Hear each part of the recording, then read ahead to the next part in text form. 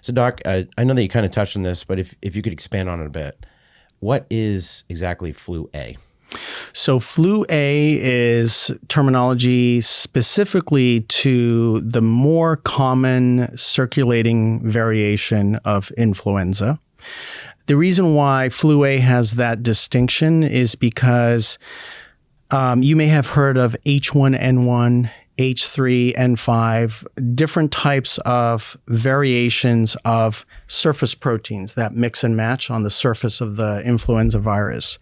The reason why that's applicable less to the general public at large, but those in public health and those that are involved in vaccine research and determining the next iteration of the vaccine is because flu A is the one that circulates not only amongst humans, but it circulates amongst swine and avian populations.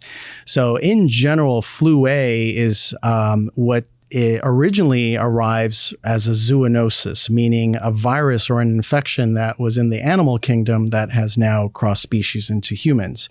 But because it infects humans, pigs, poultry, other types of wild birds, the type of the genetics of that virus mix and match to the point that the surface of the virus changes year to year.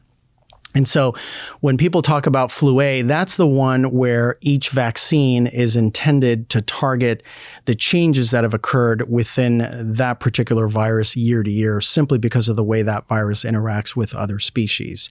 Flu B is predominantly a human disease. Flu B in general is not involved in major epidemics or pandemics. Flu A certainly can because of the way those genes are expressed, and therefore the human population may all of a sudden come in contact with a variation of flu A that is so changed from last year's that we have little to no immunity to that one. That's essentially what's happening with every now and then we have particular different pandemics popping up with flu A. The general public may be aware of it. It does make headline news, and it certainly could be alarming when we see variations of avian flu or pig flu that is starting to mix and match with the human version, because it's no longer a virus that is now infecting only birds, but it infects birds and humans as well. Flu B in general is also predominantly a childhood influenza.